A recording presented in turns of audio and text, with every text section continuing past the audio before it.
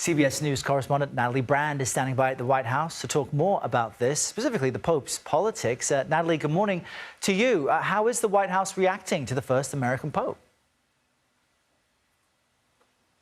Good morning, Errol. Well, yesterday, President Trump surprised the media by actually coming outside of the West Wing and talking to reporters, sharing some of his thoughts. Take a listen. I mean, what greater honor could there be? And we were a little bit surprised, very happy. It was just a great, absolutely great honor.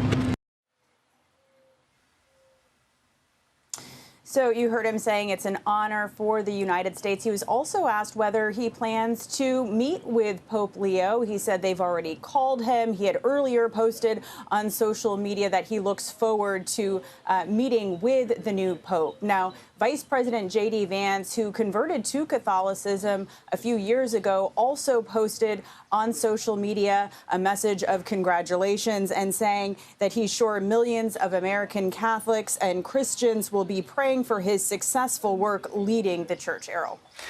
And Natalie, the vice president had been criticized specifically by Pope Leo when he was a cardinal as recently as February. So help us understand that. That's right.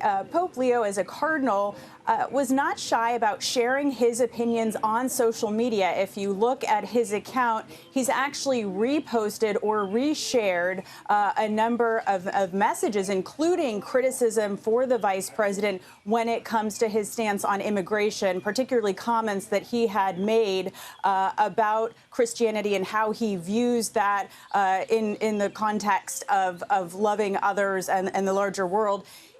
He retweeted an article in which the headline was J.D. Vance is wrong. Jesus does not rank his love for others. And if you look at his social media footprint, he's retweeted, reposted a number of criticisms regarding the Trump administration, both this administration and Trump, the first Trump administration, criticisms of migration policies. On other issues, he's in line with Catholic leaders on migration as well, mind you. His comments very consistent with Catholic leaders. He's also, though, criticized abortion, which is something else we've seen from Catholic leaders, of course, Eric. Right, and our contributor here, Candida Moss, said the other cardinals would have very likely been aware of that social media footprint going into the conclave.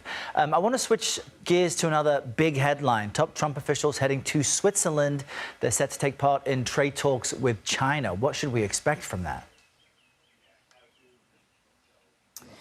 Yeah, both the Treasury Secretary and the U.S. Trade Representative in Switzerland to meet with their Chinese counterparts this weekend. Really the first high-level talks between these two, major, the largest world economies over this trade war. The president asked yesterday by CBS News' Weijia Jiang whether he thinks these talks are going to be substantive or just an initial, meet and greet. And the president said he does believe that they will be substantive, that he believes China wants to make a deal. Now, the Treasury Secretary in an earlier interview had looked at this as an initial conversation to de-escalate these tariff tensions. I spoke to an expert on China, a professor at GW who has decades of government experience researching China as well. He talked to me about the pressures at this point bringing both sides to the table. Take a listen.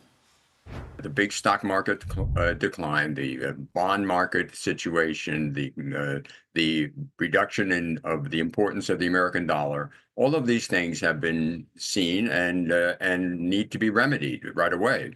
And so that's what's driving the U.S. side. On the Chinese side, they don't want a trade war with the United States. It will hurt them a lot.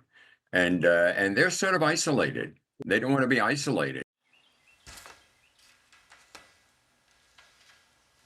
But, Errol, we'll have to wait and see, how long these negotiations drag out if talks go well this weekend. Keep in mind, during the first Trump administration, it took roughly 2 years for the Trump administration back then to get an initial trade deal with China after imposing tariffs back in 2018. Yeah, important detail to keep in mind. Natalie Brand at the White House. Thank you.